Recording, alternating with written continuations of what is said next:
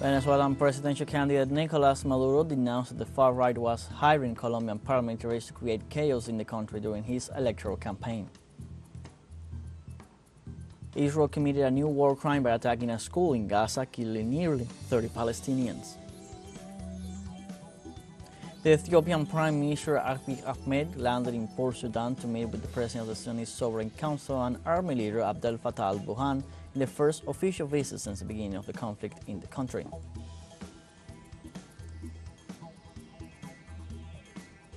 Hello, welcome to From the South. I'm Luis Alberto Matos from the Dersu Studios in Havana, Cuba.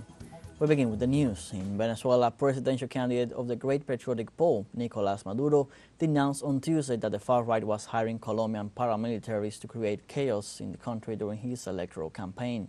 In this regard, during his visit to the state of La Guaira, Maduro said that the Venezuelan far right is responsible for deceiving the Venezuelan people with false promises, using the support they have from some communities to damage the country. In this sense, Maduro also reiterated that while his campaign is focused on visiting the national territory to present his management plan, leaders of the fascist right are carrying out various plans to destabilize the country.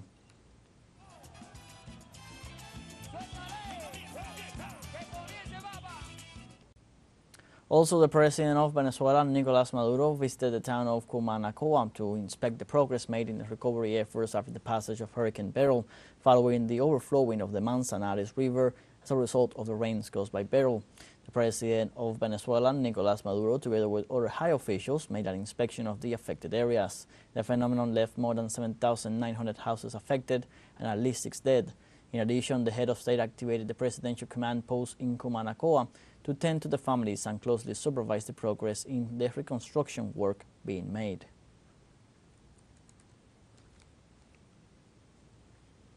On Tuesday, the head of the Venezuela Nuestra Campaign Command, Jorge Rodriguez, denounced a siege against mayors who announced their support for the candidacy of President Nicolas Maduro. In this regard, Rodriguez exposed that the mayors of the municipalities of Obispos and Rojas in the state of Barinas have received death threats after the release of their support statement on Monday. While addressing the siege, Rodriguez further highlighted that the independent mayors who backed the candidacy of President Maduro have taken their decision in rejection of violence and for the consolidation of peace.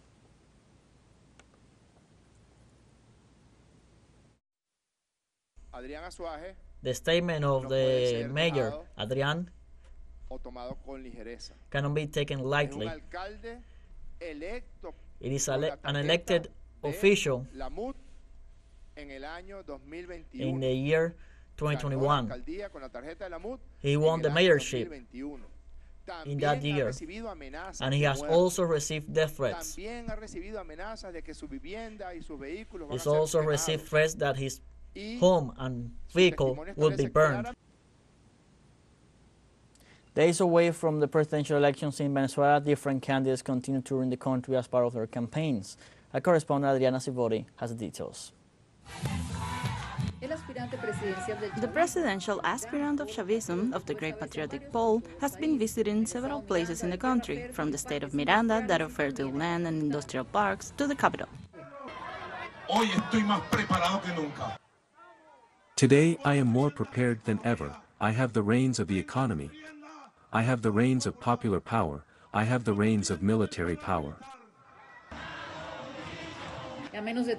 Less than 3 weeks before voting, opposition mayors joined the candidacy of Nicolas Maduro, endorsing the commitment of loyalty and solidarity with Venezuela. Meanwhile, presidential rivals of the government in their tour, Javier Bertucci of the Change Party, met with young people in Carabobo in the north-central part of the country. And believe me, with hate we will never change a country. At a press conference, the opposition candidate for Coalition of Democratic Action and COPEI announced that he will visit 83 localities until the end of the electoral campaign. Town by town, because we conceived the electoral campaign as an opportunity to listen, learn and relate to those we are going to serve for the next 6 years.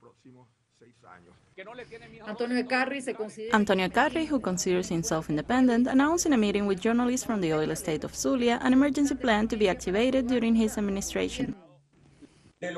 Due to hatred and revenge, Venezuela does not move forward. A country where there is no second round. Of the 10 candidates, the one with the most valid votes wins. The president of Bolivia, Luis Arce, held a meeting on Tuesday with his Brazilian counterpart, Luis Ignacio Lula da Silva, in the city of Santa Cruz de la Sierra to strengthen their bilateral relations. During the meeting, two presidents signed a number of bilateral documents, including agreements, memorandums of understanding, and conventions in various areas. The presidents discussed economic issues with the aim of promoting their growth, development, and the social welfare of the population of both countries. The heads of state also reviewed a broad agenda of issues related to agriculture, mining, energy, electricity, gas, as well as political integration matters. For his part, Lula considered that the Bolivian people cannot tolerate coups d'etat and affirmed that the inclusion of Bolivia in BRICS is positive for Brazil.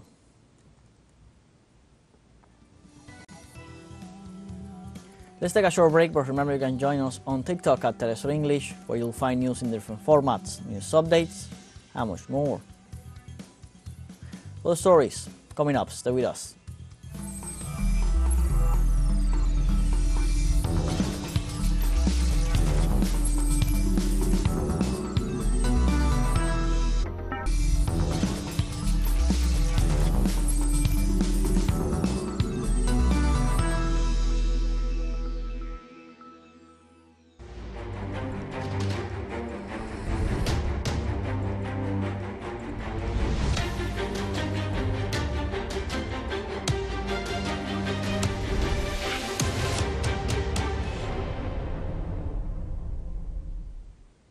Welcome back.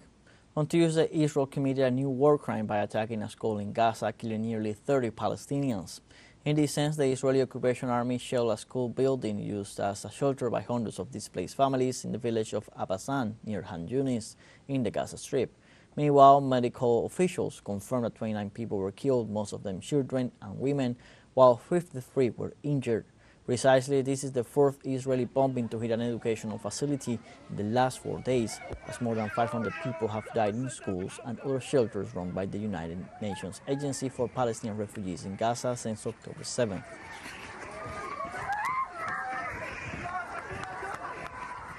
In this context, the World Health Organization declared on Tuesday that there is no safe haven in Gaza amid a growing health crisis in the war-torn Gaza Strip following new evacuation orders in the cities. Also, the organization's Director General, Tedros Adhanom Ghebreyesus, stressed that the Al-Ali and patient-friendly hospitals are out of service, while insisting that patients either self-evacuated, were discharged early, or were transferred to the Kamal Adwan and Indonesian hospitals, which are suffering from shortages of fuel, beds, and trauma medical supplies.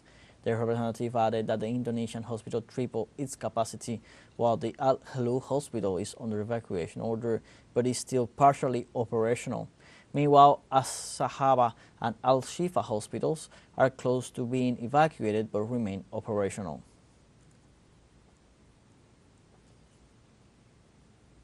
Brazil, the first country of the Common Market of the South, ratified on Tuesday the signing of the free trade agreement with Palestine, according to statements made by President Luis Ignacio Lula da Silva. The announcement of the ratification of the agreement was made by the Brazilian president during the 64th Mercosur Summit of Heads of States in Paraguay, and he stated that this agreement allows the entry of Palestinian products without customs restrictions. In addition, local platforms state that this agreement covers trade in goods, rules of origin, bilateral safeguards, technical regulation standards, and evaluation and compliance procedures, sanitary and phytosanitary measures, technological cooperation, institutional agreements, and dispute resolution.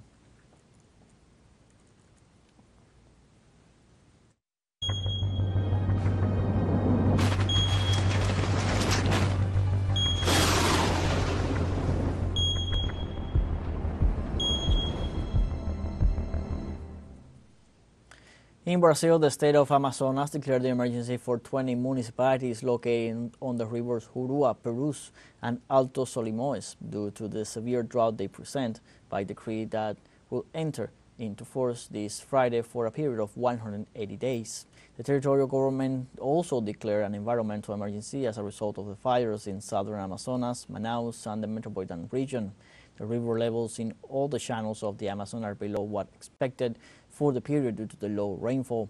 In the 12 months up to April of this year, the drought monitor of the National Water and Sanitation Agency recorded a rainfall deficit of 27%. And in El Salvador, local authorities reported on Tuesday that the rains in the country had a considerable impact on the territory while warning about other possible effects of the weather conditions. The Ministry of Environment and Natural Resources also stressed that in various sectors of the country there is 60 to 80% probability of landslides, cave-ins, river overflows and urban flooding. The agency also mentioned that it is constantly monitoring weather conditions and that the Salvadoran population will be informed in a timely manner of any changes. In Jamaica, the Minister of Science, Energy and Technology, Daryl Vaz, assured on Tuesday that 83% of the electric service was restored after the passage of Hurricane Beryl affected the access to electricity in a good part of the island. According to Vaz, the Jamaica Public Service Company said that 97% of the electricity service was expected to be restored by Saturday, July 13th, but at this moment it is at 83% with 573,000 users connected of the 682,000 that were left without electricity. JPS reported on social media X that 90% of hospitals and major healthcare facilities have been restored.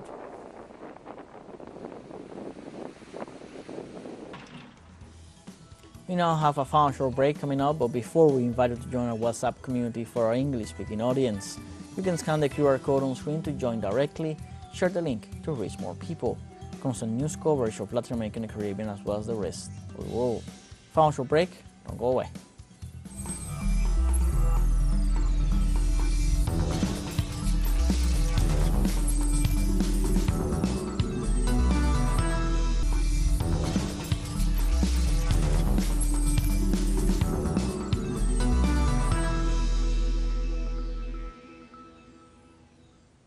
Welcome back. In France, the newly elected lawmakers from different left-wing parties arrived at the National Assembly. In the European country, discussions have begun in order to form a government majority after an election result that divided the legislature. In this context, dozens of activists and civilians turned up at the National Assembly, heartened by the electoral victory of the new Popular Front. The left-wing coalition will have over 190 seats in the future legislature. According to several leaders, left-wing parties continue to advocate for a government formed by the new Popular Front, promising to put forward a name of a prime minister and a team by the end of this week.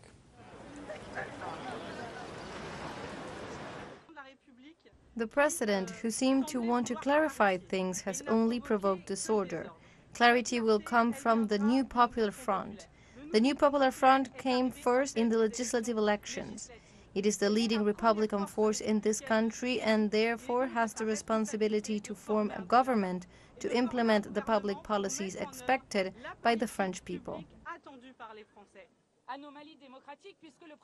For the first time in the Fifth Republic and in our own history, lawmakers from France unbowed are going into the National Assembly not as an opposition force to power, but as a force that intends to govern the country.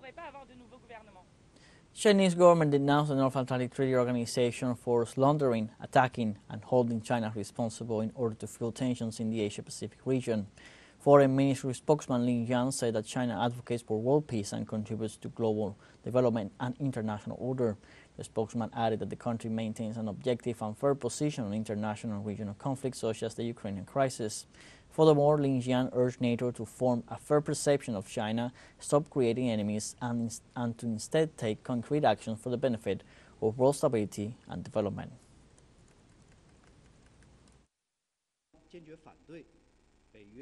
As a legacy of the Cold War and the world's largest military alliance, NATO claims to be a regional defensive alliance on the one hand, but on the other hand continues to violate its boundaries, expand its mandate, fuel confrontation and engage in acts of intimidation. NATO's so-called security is at the expense of the security of others, and its actions have brought high security risk to the world and the region.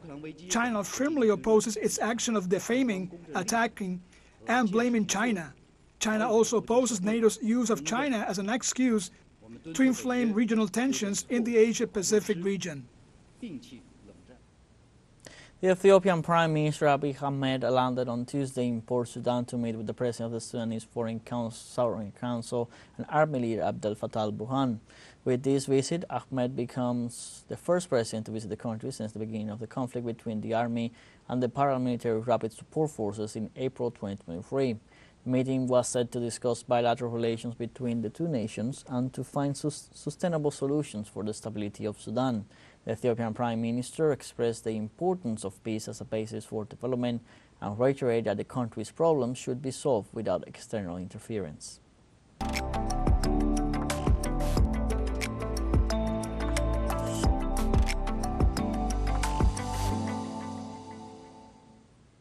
In Damascus, Syria, the 44th edition of the International Flower Fair, inaugurated at the end of last June, continues. A sociocultural event whose organization, after long years of war, demonstrates the failure of terrorism and its Western financiers to paralyze life in Syria. Let's see more details in the following report by our correspondent, Hisham Wanus. More than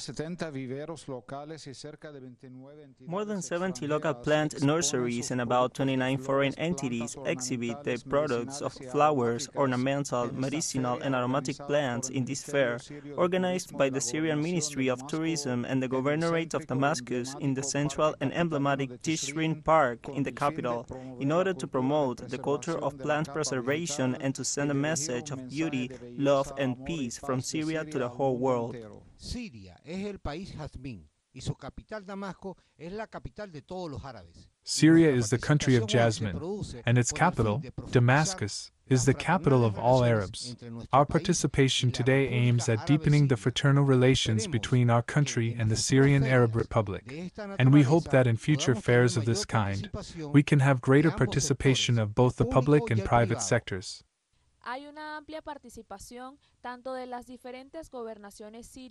There is a wide participation, not only from the different Syrian governorates, but also from our brother Arab countries, which helps us to learn about new experiences in the cultivation of new plants, as well as to open new foreign trade for our products, and this is evidence that Syria is recovering.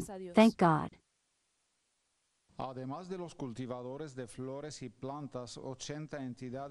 In addition to flower and plant growers, 80 entities exhibit products from family projects and wounded military personnel. It is also an event that highlights beekeeping products and the famous damask rose, as well as aromatic oils, natural soaps, and traditional handicrafts, where more than 100 veterans of Syrian handicrafts contribute through their participation in the preservation of these artistic crafts, which are typical of the Syrian culture.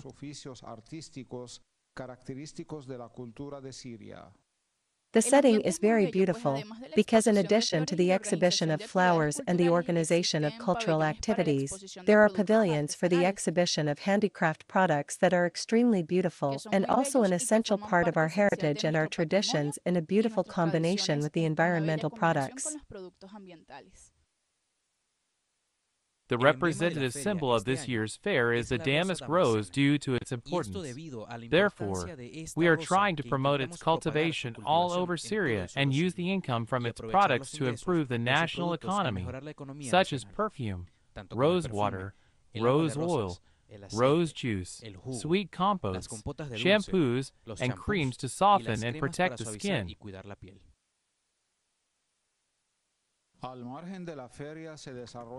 Besides the fair, artistic activities, plays for children, musical concerts, seminars, and programs related to everything new in the world of landscaping, plants and flowers take place. A wide range of activities which encourages domestic tourism and contributes to improving the national economy in the face of Western coercive measures. Hisham Wanus, Telesur, Damascus, Syria. We have come to the end of this news brief. You can find these and many other stories on our website, telesurenglish.net. So join us on social media, Facebook, X, Instagram, Telegram, and TikTok. For Telesur English, I'm Luis Alberto Matos. Thank you for watching.